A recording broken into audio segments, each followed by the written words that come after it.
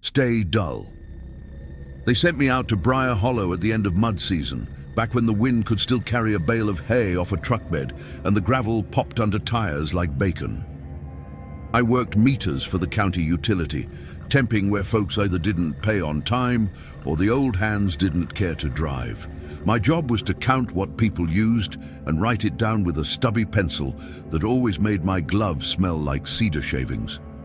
The cottages out there used a mixture of propane and copper coils set in concrete floors.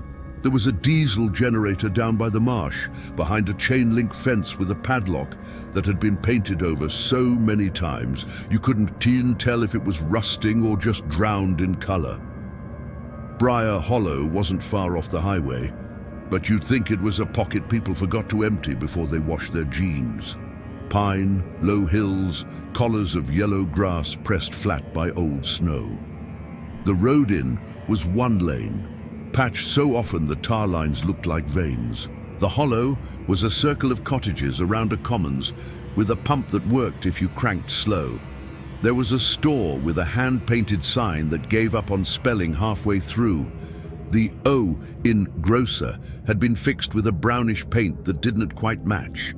The windows were buckled glass, thick and wavy, and the door had a bell that didn't ring so much as wheeze. I'd taken the place in the hollow after a winter of couch sleeping and picking up shifts for men who drank steady and women who had to get their kids to appointments. The county had a few cottages for workers, the kind nobody wanted because every tool left in the drawers went missing or turned to iron flakes the next time you reached for it. This one was a low roof, a short stoop, asbestos shingles painted the color of dishwater. Inside, 2 rooms and an attic hatch with a string. The floors were pine and tilted in the middle like the house was bowing to something. The stove was cast iron with a fence of 2x2 tile, ivory once, now the color of tea. The sink turned the water a shy brown when it first came on, then ran clear if you let it go. People in Briar Hollow were the kind of polite that makes you aware of your own hands. They listened hard and nodded slow. If you asked a question, they gave you an answer in a shape you could hold and look at, but not necessarily use. They kept to themselves without making a point of it. The first day I came to check meters, a man with a cloth cap saw my county jacket and pointed to his side yard without a word. A woman at the pump cranked and didn't look up when I said hi, but she moved 1 pace to the left so I could fill my jug without getting her coat wet. I started seeing little things. There were no photographs on walls.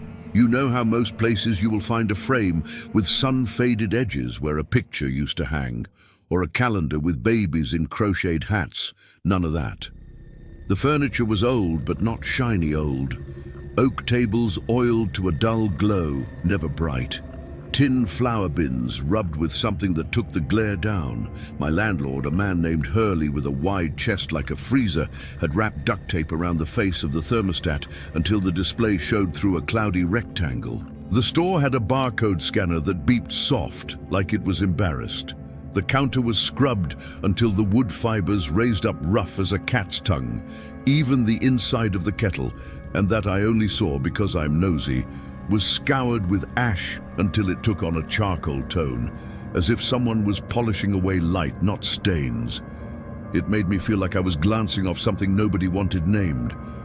I'd ask in the soft way folks tried on me, about pictures, about shine. The only direct words I got were from a woman in a rag coat who said, while measuring out beans into a brown bag, "We prefer finish that doesn't throw." I heard the bellows of the store's compressor in the back room wheeze once, as if agreeing. Her hands were smooth and young as any woman my age, the nails short and clean, not chewed. When our fingers met, because we both reached for the same bag, I felt the slight tremor of somebody holding something steady that wanted to shake loose. In the cottage, the air had the sour sweet of old soap in wood, like a washboard was used here for years and then hung up. The fridge had a low hum that wasn't quite level, a tad flat, like a choir boy passing through his voice. I liked the sound. It was regular, and it hid the other noises, like the metal diffuser panel in the ceiling that clicked as it cooled, or the floor settling, or the faint scratch behind the baseboard where mice had left, but their sound had not. I kept my mugs on the sill, chipped stoneware in 3 sizes. Every morning, I'd choose one without thinking, then set it back and choose another, like the first choice might be bad luck.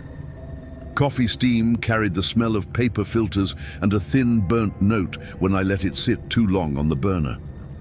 I wiped the table in circles, and the rag left a matte track behind it, like I was erasing gloss.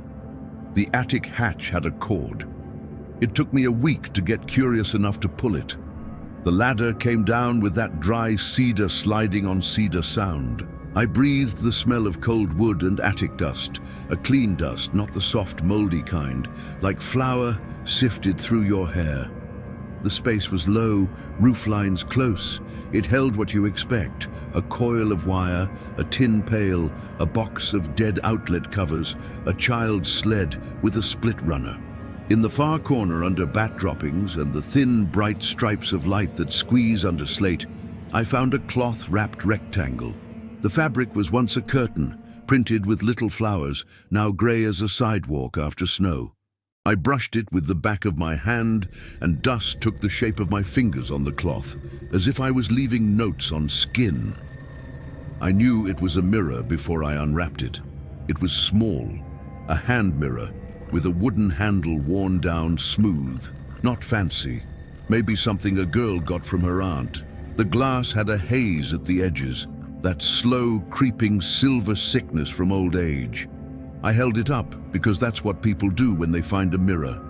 It felt cool, then almost clammy, like river rock in late spring. I expected my face tired and windburned, a line across my forehead where the beanie sits. What looked back was a woman I didn't know. Her eyes were water pale, the whites a little yellowed, the lids puffed with sleep or salt. The mouth was a letter turned wrong. The cheeks had gone in, leaving hollows where your tongue touches if you get too thin. The hair was a thin, grey net pulled low. There's a point in a person, as life, where you can tell how old they are because their years have poured into a kind of sameness. It wasn't that. It was old. Old like a knuckle you've cracked too many times. Old like a sheet hung in winter and frozen stiff. I let go and the mirror slid down the slope of the roof. It hit the floorboards with a smack and didn't break. Things that should break don't, and the things you trust will take weight let you down. This is a fact I've seen, fastening meters to rotten clapboard and listening to frames sigh. I picked it up and held it far, like I might catch something. It wasn't the light. I've worked in windowless basements and I know what shadows do to faces. I moved near a seam of light and near the dark, by the attic mouth, by the brick stack. It was the same woman every angle. I lowered it until the top of the glass was under my eyes and saw the woman S-hands instead of mine. The nails were neat and oval, not chewed, with that slight ridge that comes from years of work. The cuticles turned back. There was a long, faint scar on the base of the thumb. When I raised the glass high, the forehead showed a swirl where hair once grew around a cowlick and later gave up, leaving skin with a memory of the old pattern. My heart made the same beat as when a dog runs face down into your knee. I told myself it was the old silver backing, or the glass had warped, or maybe some kind of trick. I put the mirror face down on the floor and the dust collected to its edges like animals nesting. I went downstairs and washed my face at the sink with the water that comes brown and then clears, and my skin felt normal under my hands. It was afternoon, but the cottage had a winter evening blue to it because the upstairs hatch was still open and the roof took light away from the room. I made coffee with more grounds than I use when I'm anxious about something I don't want to name. The fridge settled into a deeper hum, and I matched it under my breath. When the phone lit on the table, just the screen turning itself on and off, not a message, it reflected nothing but the ceiling, thanks to a matte sticker somebody had stuck on the back months before. Everything in the hollow had those little fogs, little blurs. I went out after sundown and knocked on Hurley's door. His porch had wire racks where bread cooled. He worked nights baking for the store, 2 days on, 2 days off, and he lived with a mother who never answered the door even when you could hear her slippers shuffle on the linoleum. He opened with flour on his shoulder. Meter trouble? Found something in the attic. A mirror. I saw it happen in his face. That tiny pinch between the eyes gone flat. You want a list of things to bring to the dump? I got one. Old fixtures, paint, and anything with glass. Toss it. I tried, I said, even though I hadn't. It might belong to who was here before me. He blinked like flour burned. Before you? People come and go, don't keep a ledger.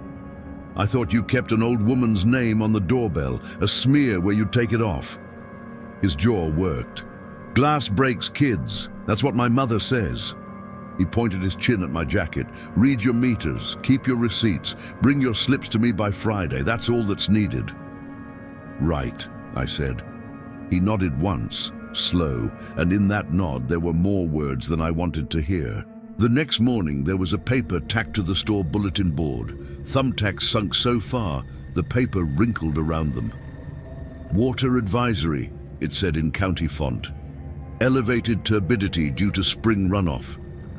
Boil if immune compromised. They always say that. Nobody wants to be the one who boiled a whole town for nothing.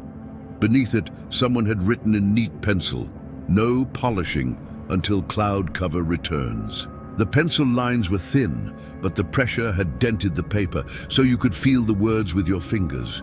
Folks in line had jars, not shiny ones. The bell did its wheeze when the door opened. The compressor in the back clicked on and off in a way that fell just shy of rhythmic. Beep at the scanner, beep. I watched a woman pay for salt and sugar with bills folded into a little square she kept in a pocket sewn to the inside of her sleeve.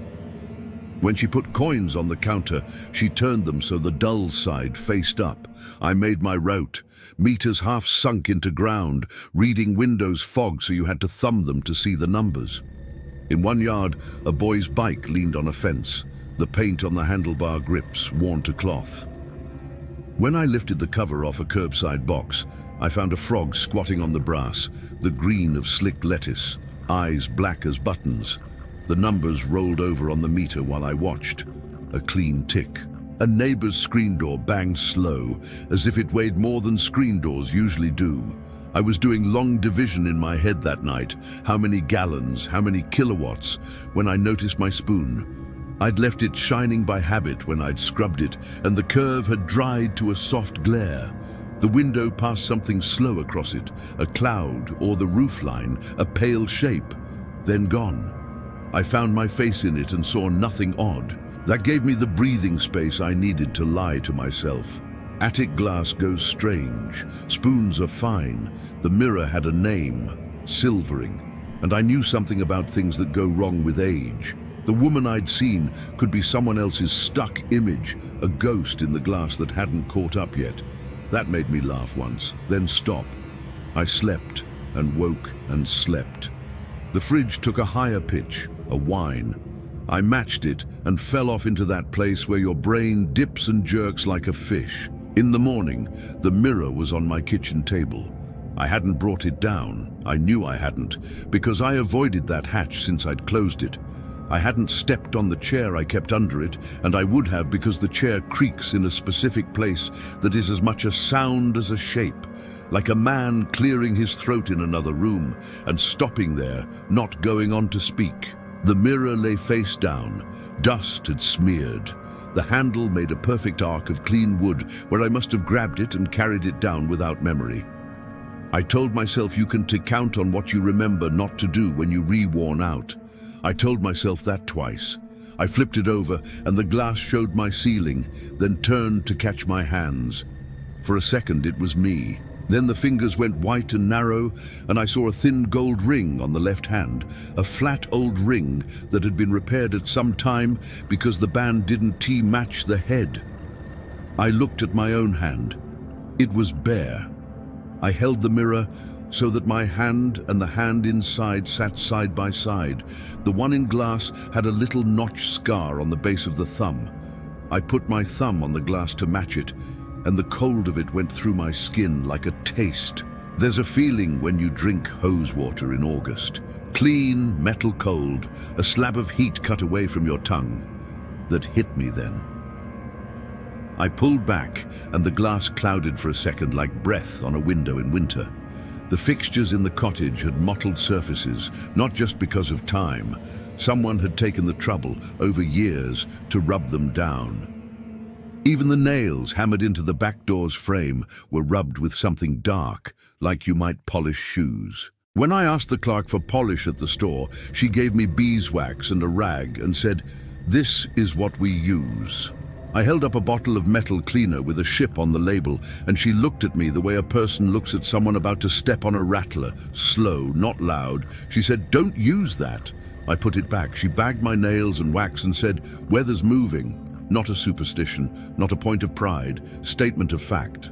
I found a ledger in the kitchen drawer the way you find a coin in a pocket you didn't know the garment had. It was the county S copy of work orders. Years of little jobs done in this cottage. Replace gasket, check pilot, bleed line. Before me, someone had signed for stove maintenance in a narrow hand, not the name Hurley. A woman, May Corbin. The letters were almost careful enough not to slide into each other. The year was faded, maybe 12 years ago. The work notes were brief: adjusted oven door, stopped rattle, client present. Her signature sat on the line like a clothesline itself, a tight thing pulled between posts. I said May Corbin aloud, and the sound of it did nothing unusual in the air. It sounded exactly like a name sounds when no one's about to turn around. The neighbor with the wind chimes, a man who wore his coffee mug on a nail by the door, was sweeping sand off his steps. He pushed the broom the way you push a thing that answers to you. When I got close enough, he said, "They're saying the river's full." He had young cheeks, pink to the eye, and his eyes had that old glassiness, not blindness, but a body's tiredness. The chimes ticked like spoons in a drawer. When I said a name that wasn't his, he looked at my mouth. He made a small, patient sound. He went back to the sand. I felt like I'd asked him something improper. The next advisory was on Thursday. Shutters on bright days. Someone had typed on a line under the water notice, "Please be mindful of reflective surfaces during peak light." There was no county seal on that, just black letters. The clerk had taped it up with 2 strips that had been used before, the edges curled. The store S scanner beeped, and the beeps ran together like a song someone learned as a child and forgot the words to, but still knew the tune. The compressor stopped and left behind a sudden silence that made the hair on my wrist feel each other. People shifted on their feet and looked at nothing. Then the compressor coughed and started again, and everyone's shoulders sank a quarter of an inch, as if they'd been holding them up against something you could not name without making it stronger. I bought a coil of matte tape and a little bag of flour. I told myself I was going to tape over the face of my phone and check a recipe someone in Lusant swore by pinned to the bulletin as always. On the way home, the road shoulders were soft, and when my boots sank an inch, cold water filled the impression and made a clean oval mirror. I saw sky first, then my head leaned over, then nothing for a second where there should have been my face, and then another face came up slow like a fish rising. It was the woman again.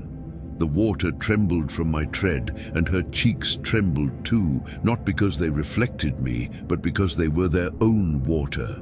I stood until my socks brought cold through leather. That night was windy, with a chatter in the eave that made me think of big teeth. The fridge tuned itself to a higher pitch every time the diesel down at the marsh ran, like it was trying to get above it to be heard. The sink dripped, and the drips matched my pulse until they didn't. I reached for the mirror twice without getting out of bed, hands moving into air with no object in it, as if I was following some habit I didn't know I had. In the morning, the mirror was on the stove, leaned against the salt tin. I watched myself walk toward it and felt foolish, like the kid creeping up on his own shadow to see if it moves. The glass held the woman's mouth set to something like a word, not moving. You could think it was speaking if you were the type to read lips. I'm not. I put a dish towel over it. After that, the towel fell off 4 times in an hour. The first 2 I blamed on drafts. The third, I pinned the corner under the salt tin. The fourth, I put the mirror in the bottom drawer of the stove where the sheet pans live, closed it, and slid the wooden cutting board in front. I walked to the marsh to see the generator and tell myself I believed in machines. The chain link hummed a little when the motor hit a certain load. I felt that in my teeth. The diesel smell was sharp, oily. The weed smell was green and wet and almost sweet. The marsh was flooded, a skin of water over grass, with the little tongues of frog houses pushing up through. When clouds broke and the sun came through, the whole surface went to little mirrors, too many to count. I couldn't look at it and had to focus on one reed and follow it down to the mud. On the way back, I passed a boy testing a slingshot. He had a fresh crew cut and a jacket with the fleece coming off in little pills. He didn't aim at birds. He was shooting stones at a sheet of metal propped against a fence. The sheet had 100 small dents. He pulled and let go, and the rubber sang a note. The stone pinged and left a new dim circle among other dim circles. He had a child's face, but the way he stood made me think of men holding hills. I wanted to ask him where his mother was. I wanted to ask a lot of nothing questions. He looked at me and then through me. His eyes were the same pale I'd seen in the glass, not from years, but from something rubbed away. I polished the kettle that night. I did it because I wanted to either break the rule outright or stop feeling that electric fence around it. I used the metal cleaner with the ship on the label, not the beeswax. I rubbed and rubbed until the steel went from kitchen sink bright to something like a shallow pond on a grey day when the light S2 even. When the kettle turned almost to a mirror, I set it on the stove and leaned my face over. It gave me back a shape that could be me. Then, as the burner ticked and clicked and caught, the flame flaring blue with a little tongue of orange, the kettle warmed. The shape in it didn't shift with the curve the way a reflection does. It stayed straight. My mouth, the kettle's mouth, the window behind, all curved away. The woman's face did not. Her eyes looked level. I wanted to say I misread a trick of geometry. I stuck the rag in the spout. I shut off the burner and set the kettle on the counter, hard enough to make the little legs scrape. The scrape ran through the wood like a fault line. I took a knife and cut a patch of the matte tape for my phone, for the bathroom mirror, for the chrome strip on the stove, for the clock radio's face. I moved around the room, putting the tape on things that already knew not to reflect me, and I called it caution instead of fear. 2 days later, someone knocked and didn't wait before opening the door. It was the woman from the store, with beans and salt hands. She had a covered dish with 2 pot holders under it, and a heat you can smell. Baked something. She set it down and kept her eyes on my shoulder. "We have a habit," she said, "of looking out for people when the river runs, and the diesel coughs, and the cloud is thin. The habit is old, not superstitious." She sat the dish on my dull table. Her fingers were strong, her nails were not painted. I saw that her cuticles were smooth, as if someone had pushed them back with attention, the way women who keep their hands neat do. She said, "If you've brought something down from the dark, bring it back up." I could have lied, but it would have made the same sound as a spoon across a plate. Everyone hearing it would pretend they did not. I put it in the drawer. She moved like I'd told her a thing she feared but knew. She went to the stove and tugged the drawer open. The mirror slid back slow with the sheet pans. She lifted the board. She put her hand on the towel, then on the glass. The air went cold, like when someone opens a freezer and leaves it. She didn't flinch. She didn't look. She wrapped it in the towel and held it like a hot thing. "Attic," she said, like the word had weight and shape, both. I climbed the chair and pulled the hatch, and the ladder came down. She went up as if she'd used these kinds of ladders in 100 houses and never thought to be afraid. In the attic, the light was stripes under slate. She moved to the corner where the cloth had been before. She set the mirror face down and pressed the towel around it, and then pushed the old flowered cloth back over it like tucking a child. "Forgive me," I said, though that is not a thing I say often. "Not ask me," she said, not cruel. "The house holds its own." "Who was May Corbin?" The woman didn't move. "May. She took her supper early and left half of it on the plate. She counted birds by the marsh. She boiled water for tea 4 minutes exactly by the clock, even when the power was not on. She did not like sugar." "Where did she go?" "She got old," the woman said, and that was the most words I'd heard anyone in Briar Hollow say in a row. She passed me on the ladder, and her hip brushed mine and felt hard, no fat to it. That night, I watched the corner of the kitchen, where the towel under the salt tin had been. There is a way a thing leaves, and you still see it. I looked at that absence and told myself I was tired of my own wanting. If you live out there long enough, wanting gets worn down like stones in a creek. Your wants turn smooth and small. You can put them in your pocket and put your hand in your pocket and just hold them while you stand and listen to a diesel engine run. I dreamed of the marsh, the small mirror pieces of it going to waver and then flat at someone's breath and then back, and there was a counting in my dream, a steady 4 again and again, like a person timing their tea. In the morning, someone had chalked a date on the pump housing, not a calendar day, but a span. 4 days. Underneath, "Stay dull." If I'd been in a mood, I would have chalked something beside it. I wasn't. I did my route. The receipt paper in my pocket left black on my fingers from the cheap ink. The counters in the homes I went into were soft with years of wiping. The numbers on the meters in the hollow turned like numbers do, steady, not skipping, not wild. People paid. They always paid on time, something I wrote in my mental ledger next to what I kept about furniture and hands, and how the wind takes breath out of men in a straight line marching into it. On the 3rd day, clouds broke and the whole sky went white. The kind of white that makes your eyes water and your teeth ache. The advisory flapped on the board by the store like a thing too thin to bear the thumbtacks. "Stay dull," someone had written again, this time in darker hand. I went home and the fridge buzzed as if trying to argue with me. I warmed my hands under the tap until the water stopped being the kind that punishes. The phone lit on the table, screen ghost white, and the matte sticker on the back did its job. No shine. I turned it over. The thin glass above the pixels was scuffed from being in my pocket with keys. I saw a smear of my face and it was mine. Then it wasn't because I put it back face down, and that was that. At noon, the fans in Hurley's kitchen stopped for exactly no breaths. They'd only have one of those whistles. That's another town. In Briar Hollow, the heat moves when it chooses. On that bright day, the air stopped for the length it takes for a man to read a number twice and write it down neat and try not to let the pencil wobble. I heard nothing. In a world that is never quiet, such quiet has shape and taste.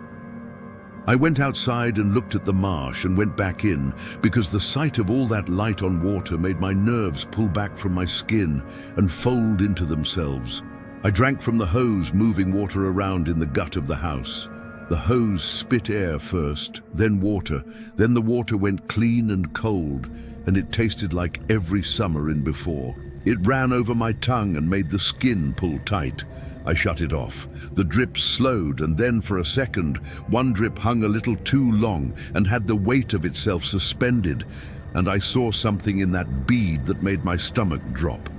The bead fell. It hit the porcelain lip of the sink and popped, went to mist, then to nothing. I understood a thing I didn't want to. It wasn't mirrors. The glass was a kind of door we all know and can label and attack with towels. It was any surface that could catch what looked like me and make it stop.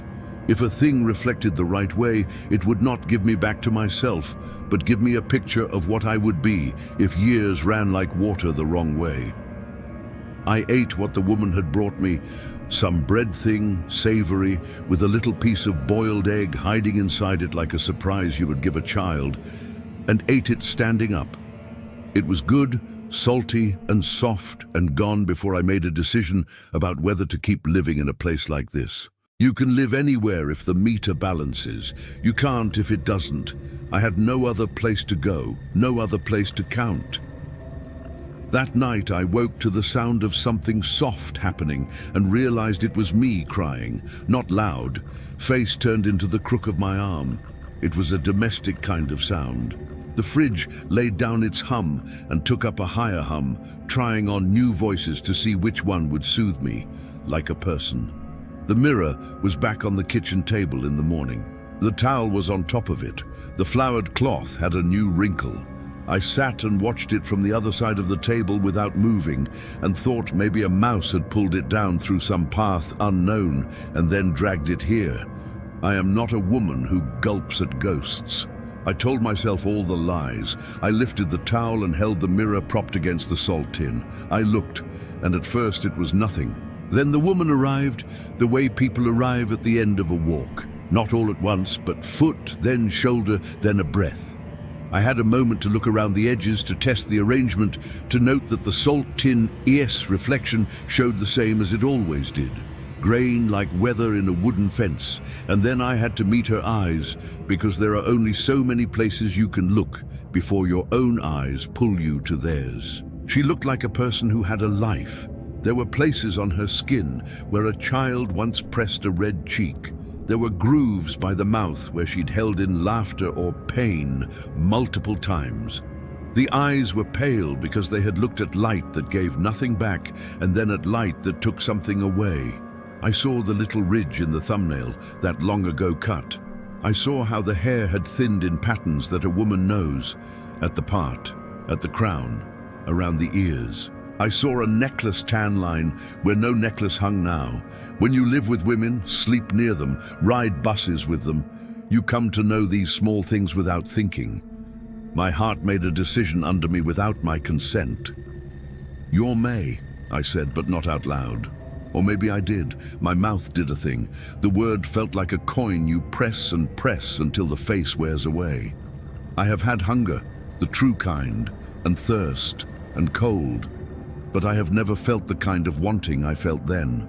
It was a wanting to match, a wanting to be in the place where the picture and the thing line up. I took up the little bottle with the ship and I shined the metal strip on the stove to something near a shine. The strip was cheap, hardly metal, a composite of something that thinks of itself as metal. I kept at it until it threw back a bent train of kitchen, chair, table, my own narrow shoulders. The strip stubbornly refused true reflection, and so the thing I feared did not happen there. I spun in a circle once and saw nothing new, and the dizziness made me clutch the chair back, the place where hands have polished the wood from the dullness people keep making. A storm came, lightning without rain, just the light and the sound after. The sound that makes the window glass tap lightly in the frame. Folks in Briar Hollow set bowls on the table with cloth over them to keep dust off. They pull down shades that do not block much, but make a feeling of enclosure. I sat at my own table with the salt tin and the towel and felt the center of the cottage where warmth collects when a stove runs. I drank water and it had a mineral taste like pennies and the river both. I pressed the towel flat and did not look. The next morning there were 2 more notes on the pump. Someone had written, "Please keep surfaces quiet," and "Do not bring down what isn't your own." The script was careful, not school script, but it had a leftward lean of a person whose hand had grown tired and changed the angle to keep going.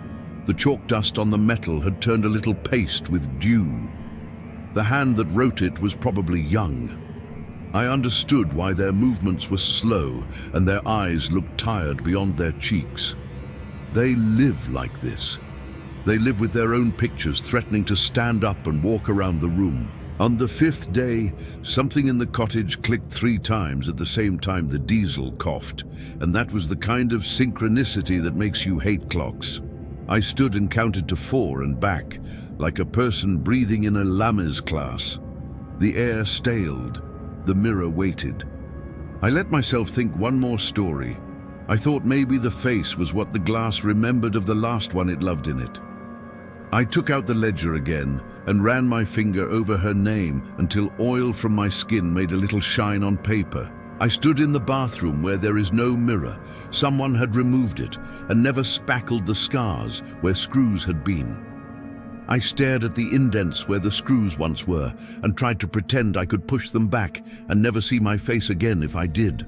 On the 6th day, the brightest, I walked to the marsh and came at the cottage from the back so I could look at it the way someone else might. The roof had lost a slate. You could see the wrong color underneath. The kitchen window showed a rectangle of dull light. My boots made that sticky sound in mud that is half suction, half dislike. I thought about putting the mirror under the floorboards. I thought about taking it to the marsh and dropping it in the black water under the cypress roots. You can think a lot of thoughts while walking toward a thing you've already decided to do. I brought the mirror back upstairs because the woman with the pot holders had been right. I set it in the spot where the cloth had been, against the brick of the chimney, face down. The attic was close. Your breath warms it quick and makes you sweat. I felt the heat rise off me and wet my collar. I had the sense, faint as a hair falling on skin, that someone else's breath had warmed this place 1,000 times. The wood told the story. The dark where hands go, the clean where nobody touches, the splinters that refuse your control. I leaned on the rafter to stand and felt the give in old wood. When I stood up, the mirror had shifted. Not much. The cloth had wrinkled under gravity and left a crescent of glass. In that crescent, too narrow for a face, I saw movement that wasn't my own. It was the sweep of a hand, a small circle, like a woman wiping a table in habit. The circle continued after I stopped breathing. I pulled the cloth flat and left it. When I put my foot on the ladder, the rung made a sound that could have been the breaking of a splinter or the sigh of someone in another room. I went down. I closed the hatch. I pushed the chair back under it and put the salt tin on the chair because I had run out of other ideas. At supper, I boiled water 4 minutes by my watch without meaning to, and when the timer on my phone buzzed, I felt foolish in a way that cut deep. I put tea in the cup I always use when I feel a day was longer than it should be, the browner one. The tea made a stain in the shape of a continent on the inside. I told myself I was inventing things. I told myself I was in a strange town with habits I did not know and that the body adjusts. Then I saw her ring in my cup like a reflection, only I was not wearing a ring. The image was nothing, a trick of the curve, tannins, stir. I turned the cup and the ring remained in the same place relative to the tea. I leaned in and saw it for what it was, a circle of foam around a nothing that looked like a finger. I wiped it with the edge of my sleeve so sudden that hot tea went over my thumb, and I hissed and stuck the thumb in my mouth, that childish move you do when you burn yourself. The taste of the tea was bitter and good. The foam ring came back in the same place and sat until it faded away, like everything does. Enough, I said out loud, the way you talk to a dog that's testing. As if I had asked for it, the day after was thick with fog at dawn, and then gone by noon. The window glass sweated and then dried. The floor felt settled under my feet. I went to the store and bought eggs and flour and another bag of salt, because I had been using it like a worry stone, pinching it and making little piles and wiping them away. The clerk gave me change, with no comment. The compressor in back did its own timbre. The fans overhead turned slow. The scanner beeped, and that was all. You can live with a thing and not solve it. You can also live with a thing and one day find you've slid into its shape, and that S the same as solving it, to the outside eye. I did not shine metal. I learned where to set my coffee mug so the ring it left on the table wouldn't align with the place where the grain turns. I learned to get dressed without the bathroom mirror and then without the phone camera. And then I found I didn't mind because every day your face changes by a hair and there is comfort in not having to keep up. On the 8th day, a rain came like a veil. It made the marsh into one body, flattened every ripple, and then dotted it into thousands. The advisory on the board got wet and the pencil bled. I touched it with my finger and saw dark come off on my skin and thought of names. People say names save things for later. I decided not to say any. The next bright day, something small turned. I cannot tell you what exactly, but the air in the cottage had something like shine, and my body knew it. I put my hand on the table and felt the cool of it, and there was the faintest give. It felt like the table wasn't quite where it had been. The fridge hummed, and the pitch of it was a hair lower, as if the motor had aged overnight. A new noise had joined it, a click every so often I hadn't heard before and couldn't locate. I stood very still, as if movement might draw something in. The clock on the stove, the cheap composite metal strip, showed a hint of my shoulder. It did not hold. It slid away. I walked to the window and looked out, not at the marsh was trouble, but at the siding of the cottage opposite, the one with the green chair on the porch and the mud-brown rug by the just-opened door. The woman from the store crossed the yard, and her posture, so carefully held every day, sloped for a breath before she held it up again. She stopped and raised a hand to wave, then did not wave, just kept the hand there, as if she had to remember what the motion would have been. She walked on. She put her hand flat on her own door before she went in and stood that way until someone from inside opened it for her. I realized then that keeping away from Throw, this village's way, cost them. It bore weight. I washed my mug and watched water move around the pale circle where coffee had soaked wood fibers. A drip formed at the tap and then grew a little ridge and then fell. I caught it in my mouth just because I could. The drop was cold as hose water in late spring. It hit my tongue and did not break all at once. It held a skin which broke slower than you think, a tiny elastic that made my throat wait before swallowing. I touched the scar I did not have at the base of my thumb. The attic hatch was still. The salt tin was still on the chair. I went up. The cloth had slid again. It had enough weight under it to crease. I pulled it back and looked. She looked back, not surprised. If you must know the truth, I felt a simple relief. I had expected something else, a new horror any mind can invent, and all I got was the old one, steady. I spoke carefully, a whisper not to disturb dust. "May," I said, and the name shaped my mouth, and that was something. "Did you live here long?" People say mirrors are empty. I do not believe people are empty even when they cannot answer. Something in the room, the attic air, the boards, the cloth, drew in a breath. Not what you'd hear. Something like pressure lowering a notch. I felt it in my ears. "You boiled tea 4 minutes," I said, because that is a harmless fact that doesn't ask too much of a person. You pushed back the cuticles carefully. At the mention of cuticles, a ridiculous word, the glass browned a little like something had fogged it, then it cleared. The woman's eyes shifted a hair, the hair it takes to notice a particular thing in a room full of things you've lived with long enough to stop seeing. She looked, I'm not embellishing here, at my left hand. I saw myself from outside, forearm, wrist, bare ring finger. There was a weighting inside the glass I felt in my sternum, a pressure like the time between the beep and what you do at the beep. Then it released. If you want to call it grace, use your own words. I went down the ladder and put the salt tin back on my shelf. I wiped the table, my rag leaving a dull, safe path. I went to the store and bought a pie that wasn't a pie, more of a slab of something sweet and gelled with slices of apple on top in a careful pattern like scales. The clerk wrapped it twice because the crust would give itself up to the air if it wasn't kept quiet. She said nothing when I paid, and I said nothing, and our hands did not touch. The days after took on a sameness that is a kind of mercy. I read numbers. I counted money out of a county wallet that smelled like cheap leather and metal. I dropped change carefully.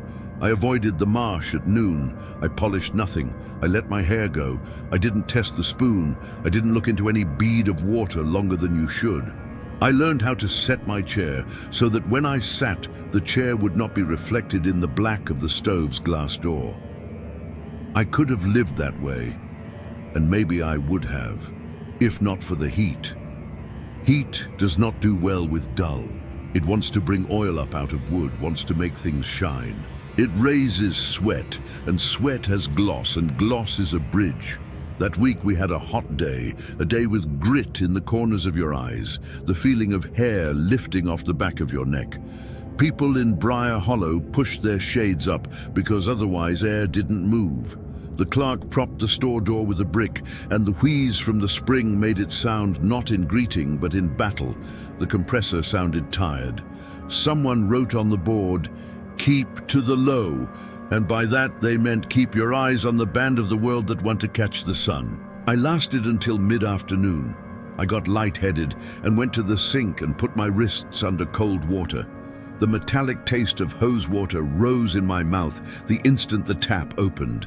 I bent, put my lips to the stream like a child, and drank. My eyes closed. On the back of them, small lights moved and then held. When I opened my eyes, water ran over the porcelain and turned the drain to a simple oval mirror. I should have looked away. I did not. I had that want again, the want that goes beyond all stories you tell yourself about your place in things. I wanted to know not if she was there, but if I had been wrong to fight a lining with the thing on the other side.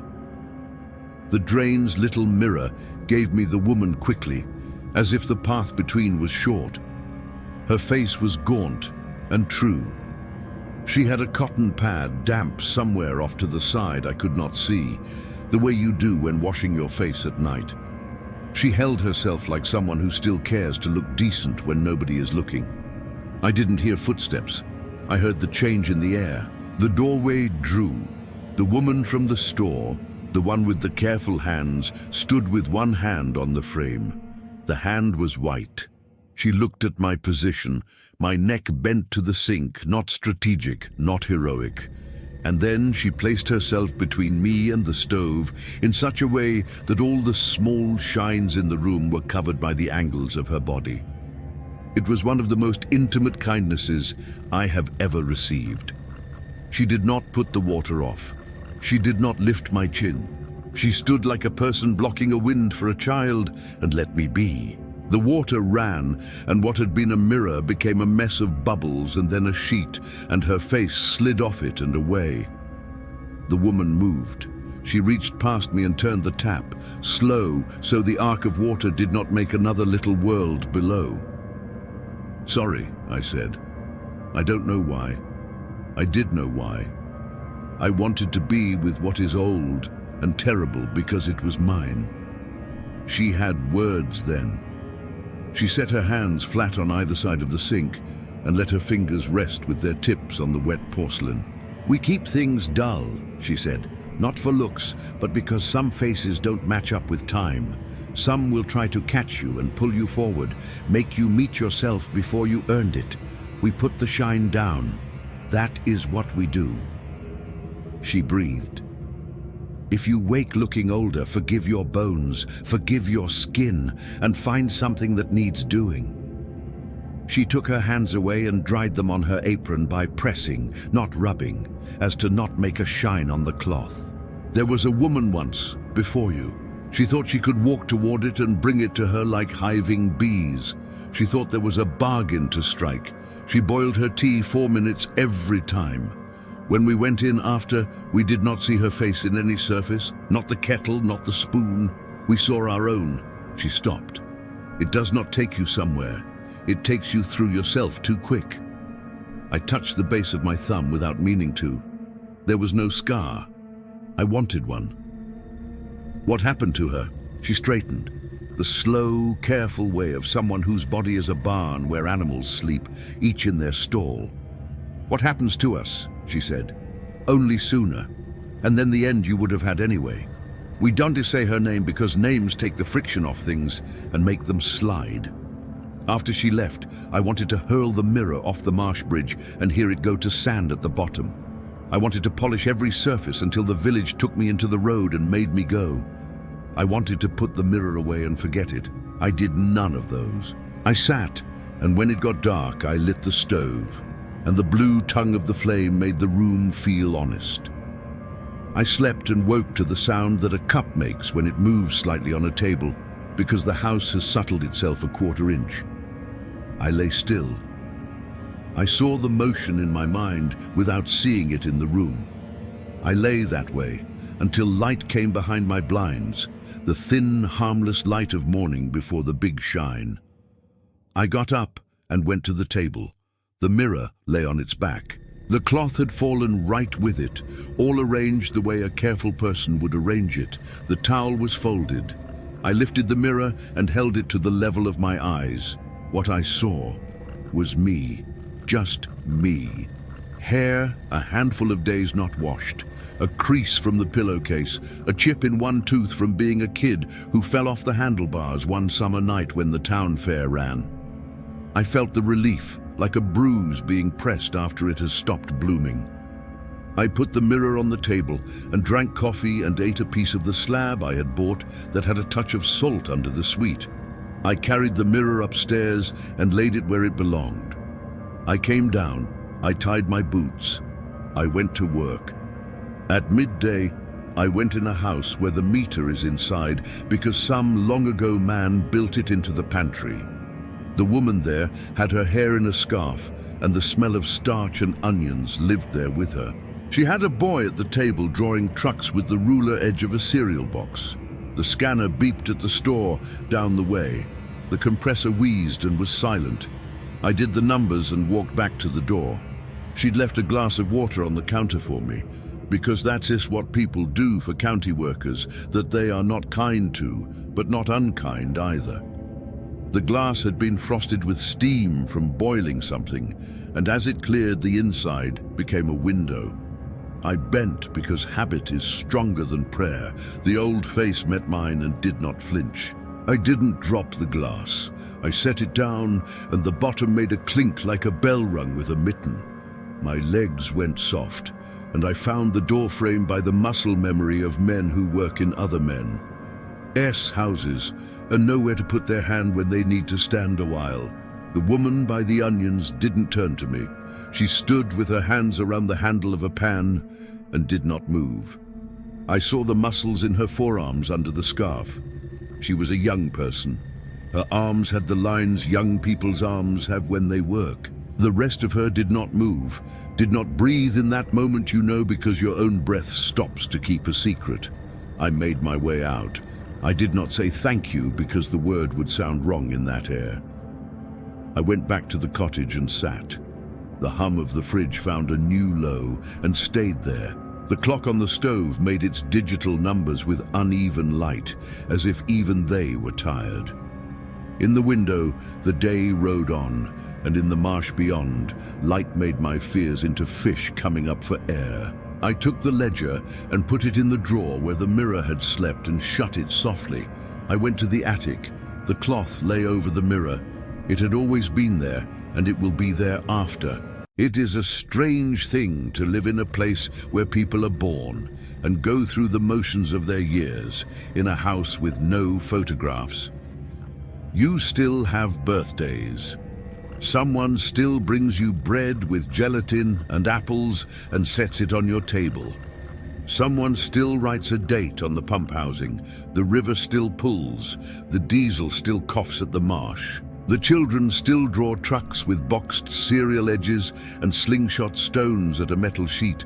People still fall in love and wash their hands and scrub the oil out of wood. Everything still happens, just without the agreement of the kinds of shine that make things easy to count. My hands grew a little thinner, or maybe I wanted them to. I sometimes felt in the shower a line where a ring might have been, the pale of skin that didn't see light. I did not buy a ring. If I did, it would have been a lie easy to catch out. I saw the woman in the mirror as the week ended and the next began. I saw her less. Then I saw nothing for 2 days. The third day she came back in a blade of metal flash on a knife I had not dulled enough.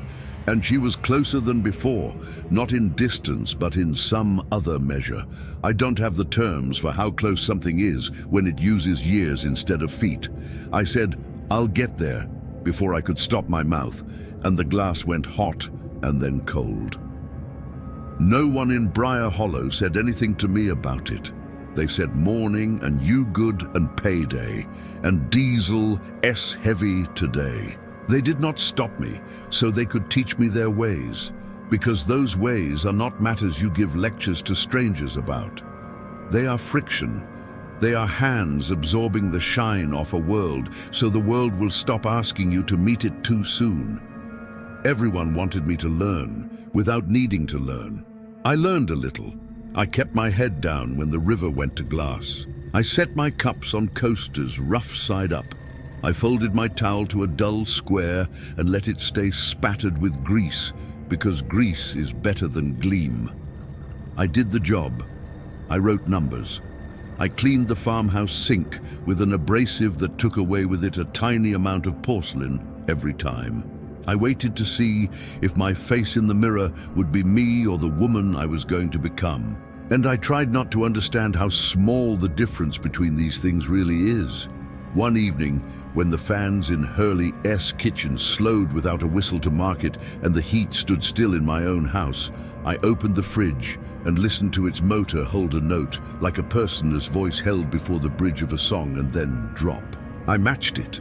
My voice is not much. It has the flatness of a woman who tells the truth for a living and doesn't mind the dullness of it. I hummed and the fridge hummed, and for a second the sound did that thing that music does when it locks in, and you feel the hair on your arms pick up like flags. Then the motor bumped to a different pitch and left me behind. I went to the attic hatch and climbed. I did not bring the mirror down. I sat near it with the cloth over it and counted the nails holding the roof and looked for daylight where it shouldn't be. I smelled the attic like bread, dust and dry, and I listened to the marsh far off do its soft nighttime work. It was not a dramatic ending. There's a kind I know from stories where glass breaks and someone drops through. Nothing like that. I did the week, and the week did me. The clerk at the store had a child on her hip one morning, and the child gripped a wooden spoon and stared at my face with an expression I could not read. The pump got a new note chalked. "Shine low," someone had written, and then underneath, "Thank you." The frost came early and laid a white dull over everything, which felt like mercy again. People smiled in the way tired people do when something outside does their job for them. If you came looking for me now, you'd find me in Briar Hollow, because the county found another temp and then another, and the cottage stayed mine by default. You'd find the furniture dull and the stove dull. You'd find no photographs. You'd find a ledger with a few more lines in a hand that is neater now than when I started, and a name on those lines that makes no promise. You'd find a mirror in the attic under the old flowered cloth exactly where it belongs. You might if the diesel is running hard and the compressor at the store has just shuddered to a start and the day is too bright to bear. Hear a dish set down with a little strength on my table and smell baked egg. You find me with hands that do their work and a face that faces what is there and not what is promised. Sometimes, when the day is over and the marsh holds the sky like a tired animal holds still to be brushed, I look into the back of a spoon and see a ghost of a ring I never wore, and I smile. The smile is new the way old things are new when you stop pretending to be surprised by them. I run my thumb over its base, where a scar might be, and find only smooth skin, not yet, not ever, a story I could show. I run the cloth over the spoon and dull it down. Then I set it in the drawer for its sleep. The house clicks from heat to cool to heat again. I turn off the tap and the last drop forms and hangs and refuses to let go until it does. Outside, the diesel coughs and catches. The river takes light in and gives nothing back. I sleep, and in the morning I will wake, and I will boil water 4 minutes because some habits were mine before I knew them. and I will sip, and the steam will make the air above the cup into a small room I can enter safely, eyes closed, and come out again the same as I went in. If this story lands with you, please like the video, subscribe, and share it with someone who enjoys quiet, literary horror. Comments are open. Tell me your favorite image or line.